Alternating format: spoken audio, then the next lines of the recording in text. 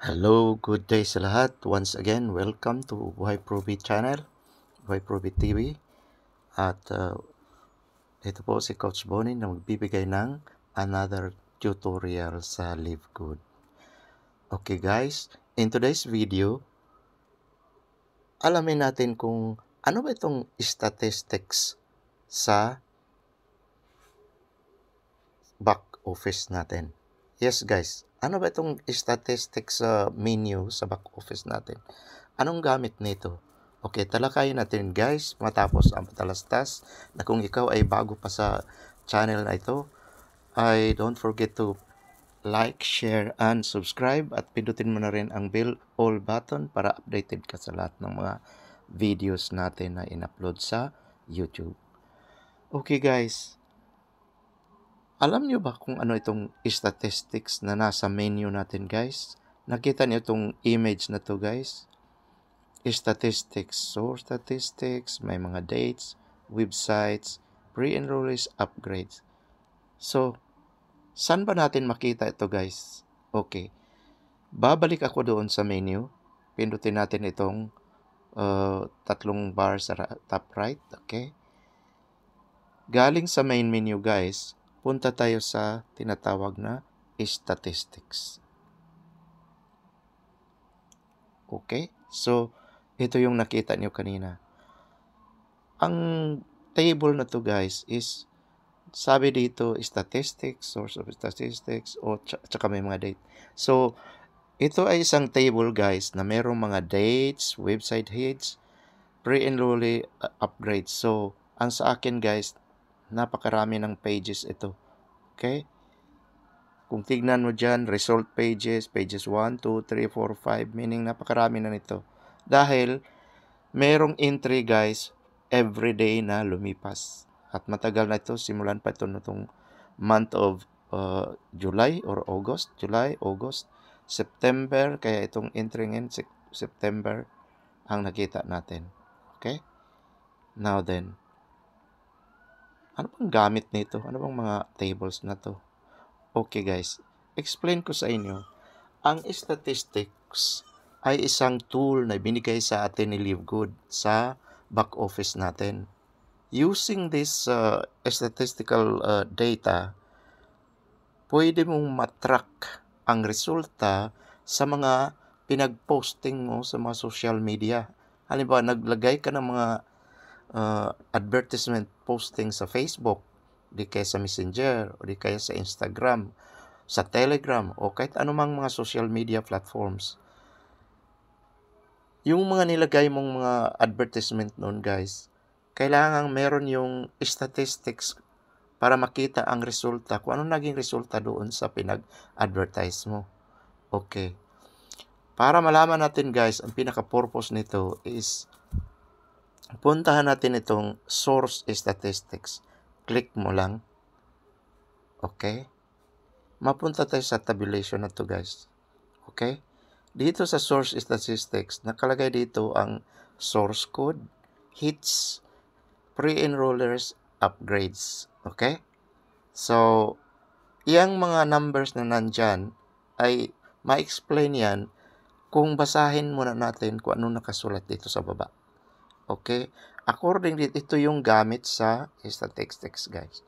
Nakasulat dyan, want to know which of your advertising methods are pulling the best response?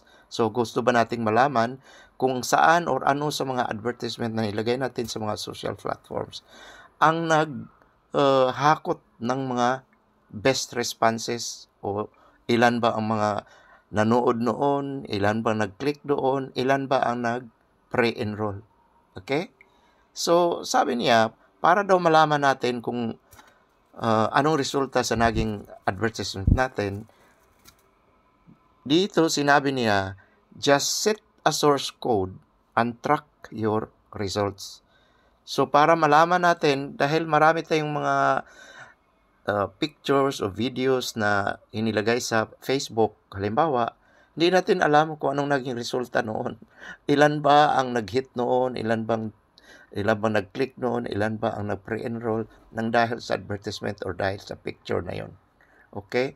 But using this tool, malalaman mo kung ilan ang resulta ng mga pinag-posting mo.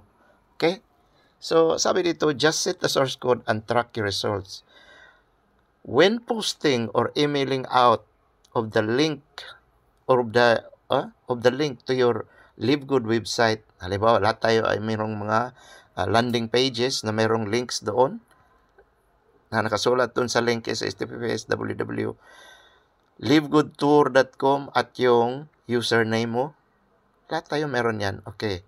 All you need to do is add the following set of characters to the end of your link and you will know where each of your leads is coming from. So, ano bang source code ang idagdag natin? Ang sabi doon na idagdag na natin itong code na nagsabi question mark, capital letter source equals your source code. At ang sabi diyan, so if you were using an autoresponder called ABC, for example, and you wanted to set your source code to know which leads came from that autoresponder, you can simply add to your URL. So your link would be, okay, ito importante guys. Dagdagan daw natin yung link natin ng few codes. Di ba lahat tayo merong livegoodtour.com/ username mo? Sa akin, Bonaventure374. Pagkatapos nun guys, once ma-share mo, i-edit mo yung yung link na to. Sulatan mo ito guys, dagdagan mo, pagkatapos nung username mo, idagdag mo itong question mark, walang spaces dagdag mo ng question mark, and then itong word na source in capital letter, space, yung ABC. Yung ABC guys, pwede mo yung palitan. Okay? Ang sabi dito, just replace the code ABC, okay, doon sa source code natin, with whatever you want your source code to be. You can use as many different source codes as you desire, and all of those statistics will be tracked right here. Okay? Right here sa table daw na ipakita nila. Makikita mo kung ano ang resulta doon sa pinosting mo na images or videos. Okay? Paano ba yan guys? Okay? So, itong word na ABC daw guys, pwede mong palitan. Yung code na alam mo kung saan nanggaling o alam mo na isinulat mo yan doon sa link mo nung mag-posting ka sa Facebook or sa YouTube. Okay? So, okay. Paano ba yan? Okay. Ipakita ko sa inyo guys ang ginawa ko. Okay? So, nakita nyo itong guys, sinabi source statistics. So, at one of those advertisement na nilagay ko, nung una, wala akong nilagay na code. Okay? Kung ano yung original na link na binigay ni LiveGood, yun ang pinosting ko na link doon sa Facebook. Okay? Or doon sa mga messenger accounts ng mga kaibigan ko, guys. Okay? So, ang nangyari, ang entry dito sa statistics, nakalagay dyan none dahil wala akong nilagay na source code. At ang sabi dyan, yung mga videos daw or yung mga postings na nilagay ko sa Facebook na walang code, nilagay dito sa listahan as none. So, yung posting ko na walang nilagay na source code, naka-enter dito as none. At ang sabi rito, ang hits daw, meaning ilan katao ang nag-click doon sa link mo. Yan ang tinatawag na hints. So, sabi diyan, over the number of months, umabot na yan sa 1,092. Meaning 1,092 people, guys, has seen those, nakakita doon sa, advertisement sa Facebook na yon. At ang sabi dito, ang nag-pre-enrollees doon, meaning naglagay sila doong, nagpa-reserve sila doon sa position of reservation, nag-click doon, 17 katao. Okay? Pero unfortunately guys, dito sa sinabing upgrades, 0 ang nag-upgrades doon. Meaning, walang nag-lock in ang supervision. Reservation nila doon. But at least alam mo na merong nag-click doon sa mga pinosting mo. Merong nakakita noon. Okay? So, ganun. So, on the later part ng mga posting ko sa Facebook, guys, nilagyan ko na sila ng mga source code. Halimbawa, doon sa katapusan ng ito, inedit ko, source equals, nilagyan ko ng FB. Para sa akin, yun ay tanda ko para malaman ko na yung ipinosting ko sa Facebook ang advertisement na yun. So, anong maging resulta noon? Nilagay ko ng FB, meaning galing ito sa Facebook. Okay?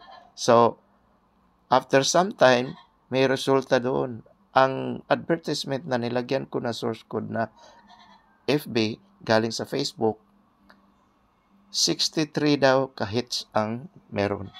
Okay?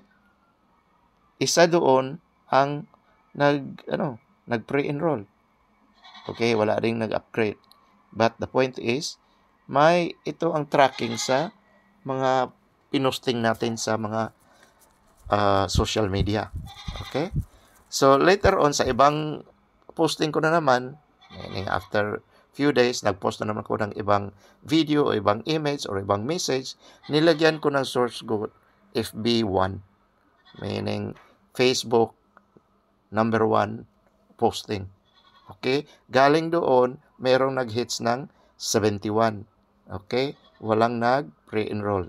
Okay? And so on. So, every time mag-posting ako, ini-edit ko yung link, nilagyan ko ng source equals FB1, FB2, or FB4, FB5, para lang malaman ko kung ano naging resulta doon sa pinosting ko.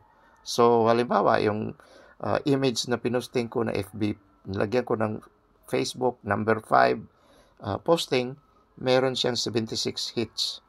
Walang nag-pre-enroll. So, ano bang gamit nito, guys? Malalaman mo, guys, kung para may idea ka kung anong klase ng mga images or anong klase ang mga videos ang effective na maraming nanood or maraming nag-hits or effective na merong nag-pre-enroll. Okay? So, yan ang gamit. At least, you're not in the dark, guys. Na basta ka lang nag-posting, ano nang nangyari noon? May resulta ba yun o wala? Dito makikita mo. So, halimbawa, yung FB4 ko, yung na pinost sa Facebook, ng image na yun, 4 lang ang nag-hits. So, 4 lang ang nag-click. So, that means hindi yun effective. So, whatever that is, titignan ko ulit kung ano man yung sinulat doon o ano man yung image na pinosting ko doon. At malamang hindi na ganong klaseng image ang iposting ko sa next time. Maring different video na o different pictures o di kay text lang ang ilagay ko doon. Para malaman natin kung ano ang effective na So, that will help you improve your presence sa social media. Para malaman mo kung how effective is your campaign. Ito, guys, is mga campaign ito eh. So, marami na akong pinosting doon hanggang sa 7th posting. So, Facebook 7, merong 46. At meron itong FB na wala akong nilagay na number. 63 ang hits, isa ang nag-pre-enroll. So, yan ang gamit nitong guys. So, yan ay summary. Kung gusto mo malaman ang daily resulta noon, punta ka sa daily statistics. Okay? So, nariyan, guys, ang daily hits doon sa image mo. Halimbawa, noong October 8 Sunday, merong nanood ng mga pinosting ko, 5 katao. And so on na. Every day, guys, nilista ni Libgo dito ang naging resulta sa mga posting natin sa social media. Okay? On October 4, halimbawa, merong 26 na nanonood doon sa mga pinag-posting ko sa Facebook. And so on, merong 51. Okay? Para makita natin kung how effective yung mga pinag-posting natin sa Facebook. At pwedeng gawin mo rin yan kahit saan, sa Telegram, sa WhatsApp, sa Messenger. Ganun, lagyan mo sila ng mga code. Kung halimbawa doon mo nilagay ang posting mo sa Telegram, nilagyan mo halimbawa TL, number 1, ganun. Kung dito naman sa Instagram, then lagyan mo ng IG, 1, 2, 3, 4. Ganyan, para malaman mo, guys, kung saang mga social media platform ang mas magandang lagyan ng mga free advertisements. So, yun, guys. Okay? So, sa nakita ko dito, matagal ko na itong pinosting guys. Actually, actively nag-campaign ako guys hanggang sa mga buwan ng August. At tinigilan ko na somehow. Pero hanggang ngayon, hanggang sa month ng September, October, meron pa rin nag-click doon sa mga images na yun guys. Doon sa mga advertisement na yun. Okay? Araw-araw merong nag-click. O merong 11, merong 4, merong 51, may 26, may So marami guys actually ang nanood ng mga posting natin sa Facebook. Kailangan na nating i-tracking para mag-improve tayo, malalaman natin kung anong naging resulta. O guys, ngayon alam nyo na. Okay, so paano ba ito gawin? So balik tayo doon sa source statistics at basahin mo itong muli. Okay, so ganyan. So in practice, paano natin gawin yan? Okay, balik tayo sa halimbawa mag-posting tayo ng panibagong advertisement sa Facebook. Okay? So, punta tayo sa ano natin, doon sa main web page natin. Okay? Balik.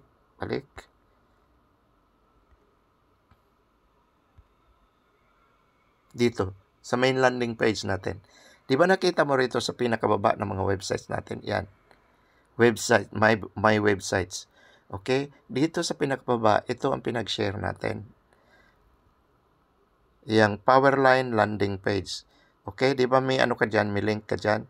Ang gawin mo dyan, pindutin mo lang yan ng matagal at lalabas ito. Okay, copy link address. Okay, mag-posting tayo ng sa Facebook. So, lalabas ka dito sa ano mo, sa tawag nito, sa back office mo at pupunta tayo sa Facebook. Okay? So, naghanap ako rito ng Facebook. Okay, Facebook. So, dito sa Facebook, gusto mong maglagay ng advertisement. Okay, share mo yung landing page mo. So, press mo lang itong what's on your mind. Okay, and then maglagay ka ng message dito. For example, lagyan mo yan ng message na okay, guys, example, sino pa hindi member ng Live Good at gustong sumali,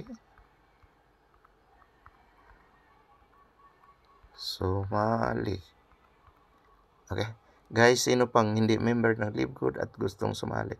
Alam mo, yan lang ang message na i-send ko. Sumali.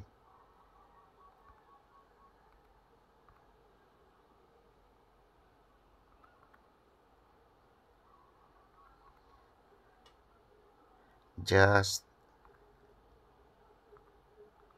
click on this link.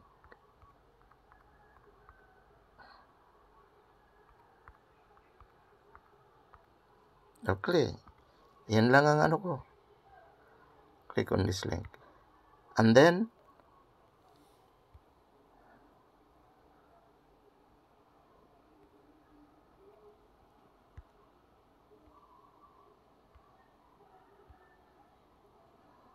ayan.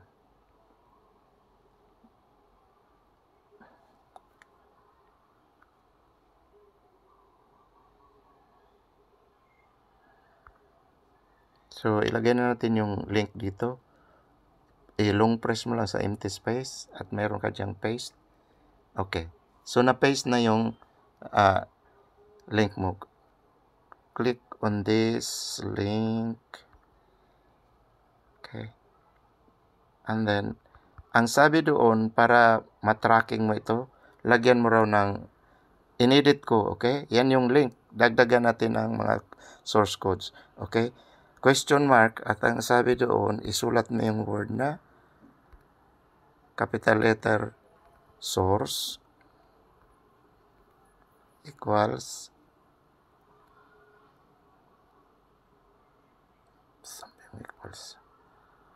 source equals. So, ito ay pang ilang ano ko na siya. So, Facebook code pa rin ito.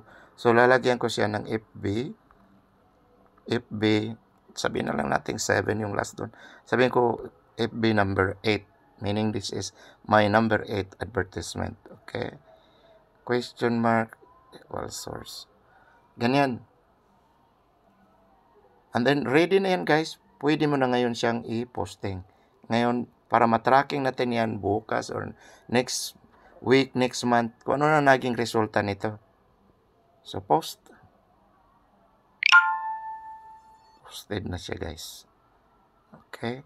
So, ganyan ang naging resulta. Okay? So, i-tracking natin yan later on. At babalik lang tayo doon sa webpage natin.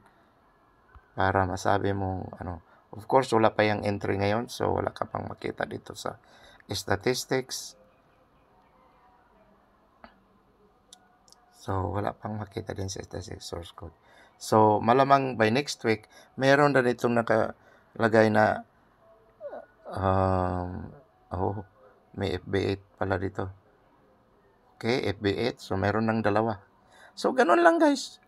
So, gamitin nyo rin ito guys para malaman mo, matracking rin. So, for now, ito lang muna ang video natin ngayon. Hope you may nakuha kayo rito guys kung paano ito gamitin. At see you at the